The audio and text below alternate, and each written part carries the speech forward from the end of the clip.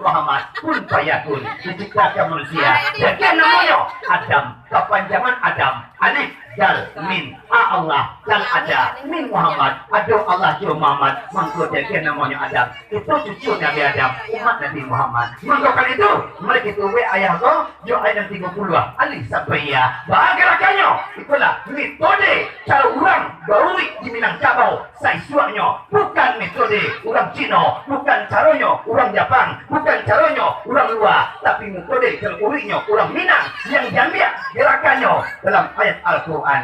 Permisi.